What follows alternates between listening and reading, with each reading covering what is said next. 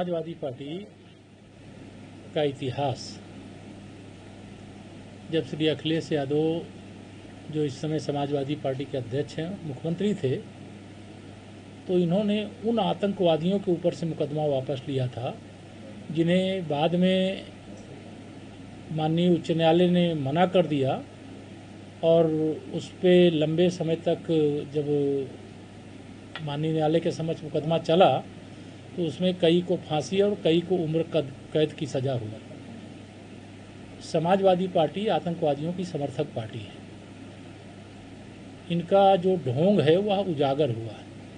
हमको जो wing commander Vyomika Singh ji हैं और जो दूसरी प्रवक्ता कर्नल सोफिया कुरैशी जी हैं, उन दोनों के नेतृत्व पे एक तरह से महिला सशक्तिकरण का जो प्रधानमंत्री श्री नरेंद्र मोदी जी का प्रयास है, उस पर गर्व है।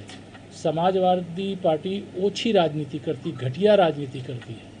उसकी सोच सदा से दलित विरोधी रही है, सदा से आतंकवादी परस्त रही है, सदा से मुस्लिम तुष्टीकरण की राजनीति करने वाली रही है।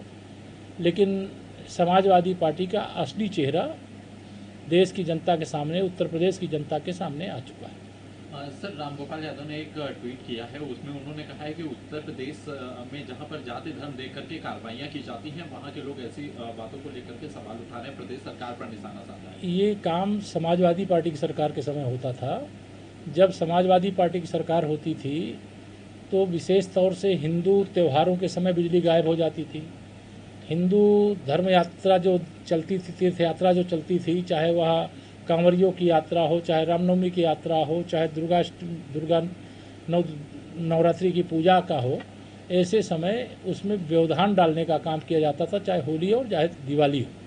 लेकिन जिस प्रकार से खुलेआम समाजवादी पार्टी के समय में जो विशेष तौर से उत्तर प्रदेश दंगों की आग में झुलसा है, उस दंगे की आग में झुलसने का कारण समाजवादी पार्टी की मुस्लिम तुष्टीकरण की घटिया और घिनौनी हिंदू विरोधी राजनीति का परिणाम है।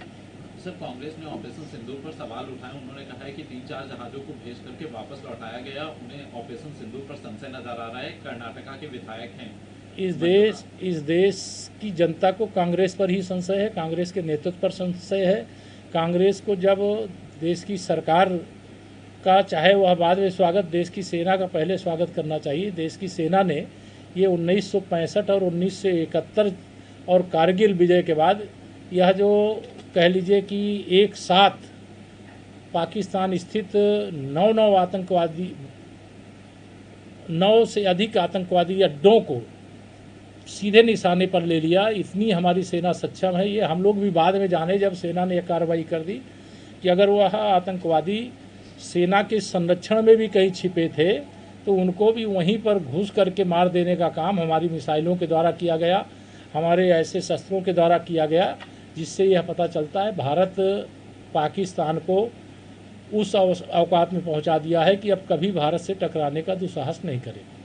सर, मोदी सरकार जो है वो एक योजना बना रही है जिसमें वो विभिन्न जो राजनीतिक दलों की पार्टी के नेता हैं, जो सांसद हैं, उनको वैश्विक स्तर पर भेजेगी, पाकिस्तान का जो सच है उसको साबित करेगी। ये अच्छी बात है। देखिए, माननीय प्रधानमंत्री जी सदा चाहते हैं कि जो देश की यह बहुत बड़ी उपलब्धि है, जब एक तरह से भारत के खिलाफ चीन भी लड़ रहा था, टर्की भी लड़ रहा था, एक और कौन अजरबैजान है वह भी लड़ रहा था, पाकिस्तान तो लड़ ही रहा था, एक तरह से 4 देश संयुक्त रूप से मिलकर के लड़ रहे थे। ऐसे समय में भी हमारी सेना ने संयम के साथ उनके सारे जितने भी शस्त्र के साधन थे उनको तहस नहस कर दिया, और तहस नहस करने के बाद भारत का तिरंगा, भारत का मान सम्मान दुनिया में बढ़ा देने का काम किया। और देश के माननीय सांसदों को अगर यह भेजने का काम किया जाता है और माननीय प्रधानमंत्री जी ने ऐसा कोई निर्णय लिया है, अभी मुझे मालूम नहीं है, आपके सवाल के जवाब में कह रहा हूँ, तो निश्चित तौर से उसके पीछे एक ही उद्देश्य है कि दुनिया